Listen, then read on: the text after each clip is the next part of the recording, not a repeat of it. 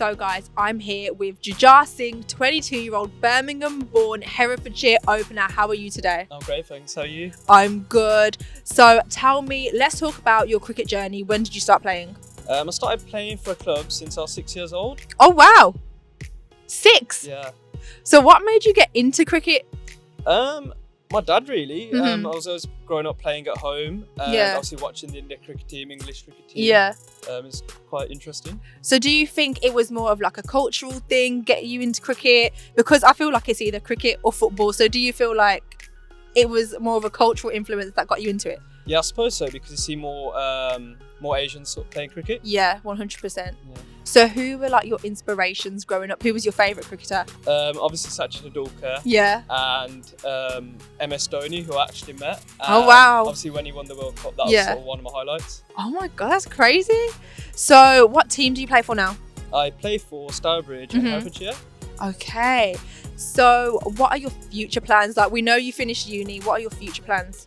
So I'm planning to go to Australia and play a season out there in Perth.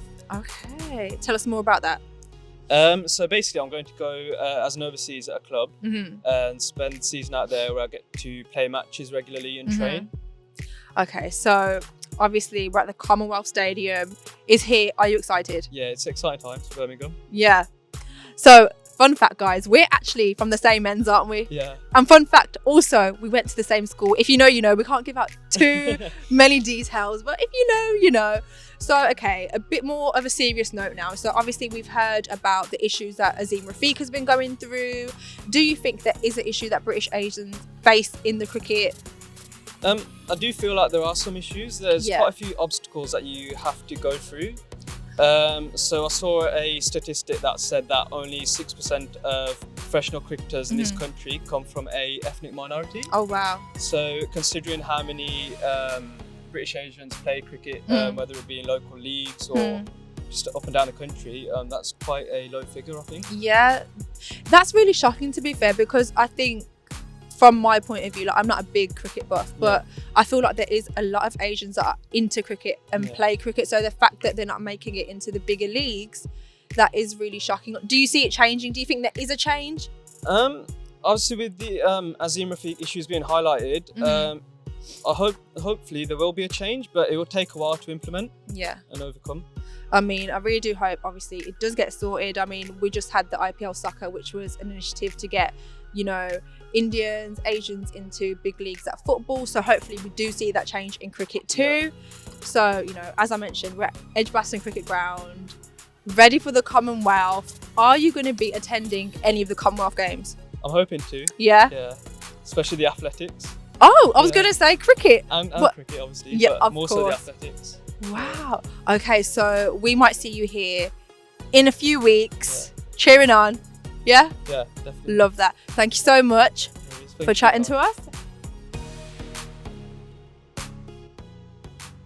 Okay, it's time for True Say with Nate. Who do you think is going to win the Football World Cup this year? Brazil. Okay. Team Sidhu or Team Curran? Sidhu. Okay. Ronaldo or Messi? Ronaldo. Mackey's or Burger King? Mackey's. Okay, so would you rather have a barbecue with Kylie Minogue in Australia or partying it up in the Six with Drake? A barbecue. Really? Yeah. That was great. So as you must know, Diljit Dosanjh's tour is coming up, right? It's in August. We're all excited. What's your favourite Diljit track? I like Vibe. Vibe! Yeah. You going to drop us a few lines? Or is cricket your forte? Cricket. No singing. Okay. Don't want to hear the singing. So are you going to go to the tour? Are we going to see you there? Yes. So guys, if you want to catch this Birmingham-born cricketer at the tour, you might see him get an autograph. I'm here with Salma B, Birmingham-born MCC spin bowler. How are you, Salma? I'm good. How are you? I'm good. So let's get straight into it. How did you get into cricket? What inspired you? I got into cricket like every other Asian member of family. Yeah. You watch cricket at home. Yeah. You're influenced by the players on TV. I remember watching the World Cup, and my dad, we used to play in the garden. My brothers, I've got 5 brothers, and we picked it up from there. Just played all day and almost all night, you know, and just loved it, loved the buzz about it. But I do remember growing up not knowing that there was Asian or even female role models. So I looked up to the late Shane Warne, and I just was inspired the way he bowled spin, and I thought, I'm going to come on and I want to do that. I want to do something like that, and there's something out there for me. I picked it up when I went to a girls' school. I was a captain there, and there was a county coach that spotted me and advised me, why don't you get into county cricket? But I had no idea what county cricket was, because I wasn't even playing for a club. Just took it on board from there, where it was quite difficult at first, a bit of an eye-opener for my parents, because I had to prove them wrong and play out of hours from school. When I started going to the games again, I had a lot of learning to do. There was girls that were younger to me. They had their full kits. They had parents watching them on the sidelines, and there was me that turning up and thinking, wow, yeah, I'm really good, but it really hit me hard. That you didn't have that support from home. And I had to work myself up, work my way up, and played for different clubs, played as spin bowler and took wickets, and I think that's where I improved my sports. Yeah. So do you think it was the fact that you're a girl in your family, or the fact that you're Asian, or a bit of both? Definitely a bit of both. I think with the culture and the community that we come from, parents always worry about kids. Are they going to get into education? They're going to have a good upbringing. Mainly it's what people would say. And I think even though my dad was from a sporting background, he played kabaddi and he was a champion in his days. I was inspired by him and everything that he did. And I think he probably wanted that all in his son, but he didn't ever think that he was going to be in a position where he's going to support his daughter. So when I turned around and I said, look, I'm going to play for a county that I've just been selected, I've made history, can I go and play? And he would turn around and say, well, I'm not going to take you, it's too far a distance, get your coaches to take you. And I think the coaches were really supportive. They understood that. They took me to the games because I was valued as a player. I made a difference when I was on that pitch. When I started bringing home medals and trophies, that's where it made the changes in them. Their perception changed. I had close family members making comments and saying, well, we've seen your daughter do amazing things and she's making a difference out there. And I think that's where they sort of got a bit soft and said, yeah, you know what, go and do it, because you're actually not wasting your time, you're doing something and it means something to you, so that's good, go and achieve. Do you think it's a generational thing? Like, do you see more young Asian girls now getting into cricket? I believe so. There's more out there for them. There's more networks, there's more support. You get that in schools and it starts there. There's more role models definitely around them. There's key figures that we're going to look up to, and I think that really helps. And we're in a generation where we got to keep fit, we got to keep active, and even for our mental health, you don't need to play competitive cricket. 100%. And that's what I think it's all about. I just look back and I think, I came from an Asian family. I'm going to be a girl, just grow up, maybe one day settle down and have kids, and that's it. That's my cycle of life, and I want to change that, and I want to do something different. So when I got into Worcestershire County, I made history as the first Asian Muslim girl to play for that county, and I didn't look back since, because I had the likes of Charlotte Edwards, Denise Lewis coming up to me and saying, Salma, carry on doing what you're doing, because you're changing that for girls around you and you're going to set that legacy. 100%. Okay, so you touched on, Asian girls were expected just to get married, settle down, have kids. You are actually a mom. Yes. To a newborn. I'm a mom to 4 kids. 4 kids? Yes. Oh my God, I thought you just had one babe. So how do you balance it? I think that's the best way I know. I think you got to keep doing what you love as well at the same time as raising a family. And I'm grateful I've got a good partner. He supports me and understands that I've played cricket for a long time. This was my life, and it's not going to stop, but in a different way. I don't play as competitive cricket, so I want to give that balance to my kids as well, give them that time. 100%. I want to have a good positive example in the household. My eldest is 5, then I've got a 4-year-old, then my boy, he's 2.5, and my youngest, she's 5 months. So coming back after having a kid, I think I'm just trying to prove people that, nothing stops. You can do it all. Yeah, you can carry on doing what you want to do and what you love about cricket. I mean, I don't play competitive cricket now. I play for the MCC. I played a bit for the Northants County, but there's so much out there for you, and you still can get into sports and no one discriminates. Yeah. So you're also a director and a coach at Sporting Pathways program. Tell us more about that.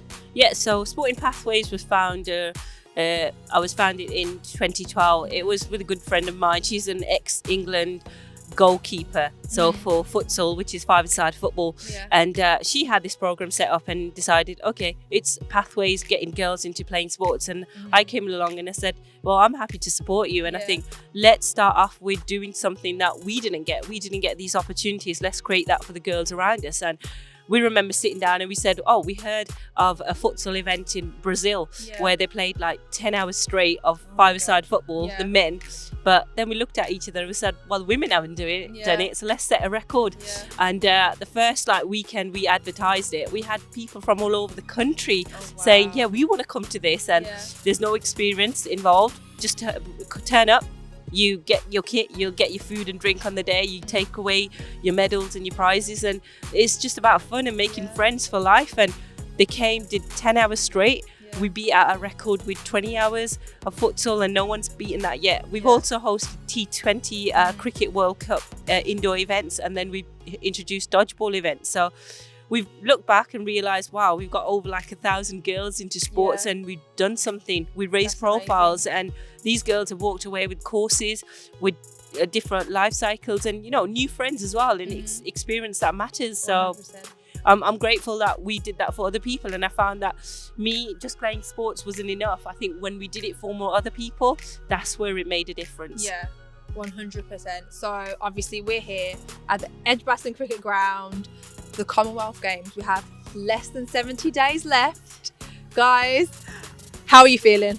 Amazing. I'm so excited. I mean, this could not be better. This is my home place. I've trained up at Edgbaston as a cricketer, and now as a hometown hero. As an ambassador for the Commonwealth Games team, I'm really proud and honoured to promote the games. I mean, there's 8 nations that will come together. It's the first time the women's event on this stage. It's going to be amazing. T20 cricket style. You're going to see jam-packed stadium, kids watching. I brought my younger girls last year to watch a T20 game. They loved it. I want them to grow up seeing women play sports and be inspired by them. And I think that's the amazing part about it, 100%. Is that women are playing sports. 100%. Because I feel like for me, I didn't even know women played cricket like that. I'm not going to lie. So it is inspiring. You never know who you're going to inspire, the next star. So what are you hoping for the legacy after the Commonwealth Games?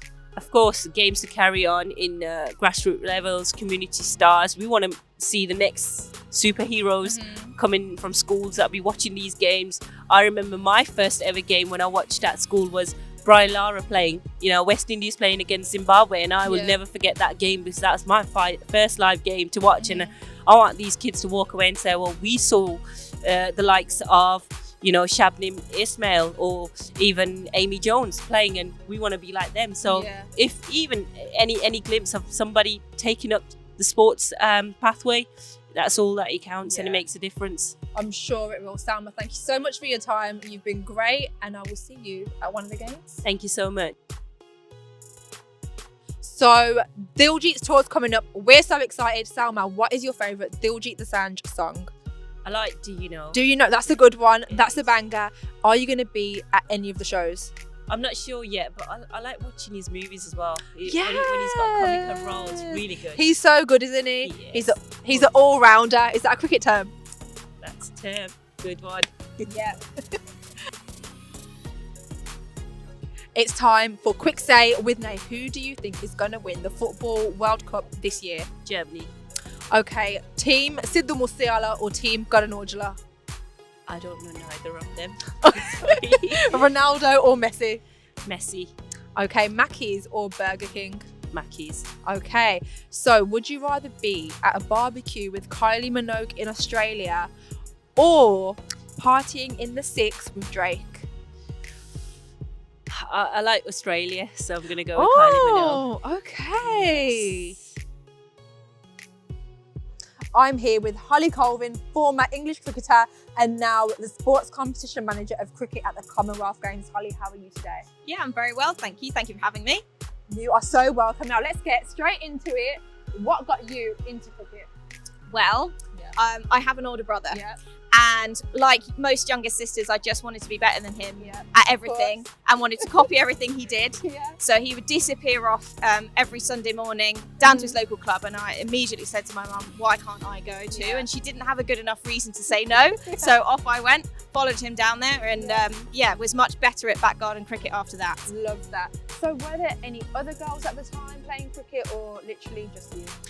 It was literally just me, and I was too naive and too kind of oblivious to actually realise that I was the only girl. Yeah. But as someone came in and sort of picked me out of the crowd and said, "Oh, you should go for girls' county trials," and I was like, "Other girls play cricket?" So, No way. yeah, exactly. Yeah. So off I went, and it all kind of started from there. But continued to play boys cricket up until the age of sort of 18, 19 anyway. And then you were in the England team, so that was amazing. So now being here at the Commonwealth Games, seeing so many women in cricket now, how does that make you feel? Yeah, absolutely proud. Proud to see not only sort of women's cricket in the Commonwealth Games for the first time, but also T20 cricket for the first time. It's been a long time since 1998 when cricket was last in, so a lot has changed, and I'm really grateful and just really excited actually for the women to take the lead and show the world what cricket's all about. Exactly. So I've got to ask, what fixtures are you most looking forward to? So we've got an absolutely cracking competition lineup. So opening game Friday morning at 11 o'clock, you'll see world champions, current double world champions actually, Australia take on India, who have given them a run for their money on several occasions previously. You've got England's opening game on the Saturday evening the following day on the 30th of July, and then another absolutely cracking fixture. You've got India versus Pakistan on that Sunday morning. Yeah, absolutely. And I tell you what, that will be an absolutely fantastic atmosphere. You always get a great crowd in coming to watch those India and sort of Pakistan games. So can't wait for that one either.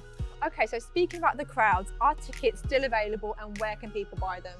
Yeah, so tickets are still available, and I'd absolutely recommend getting involved. Like I said, Edgbaston, no matter what game, always brings in a great atmosphere. So I recommend being part of that and being part of the action.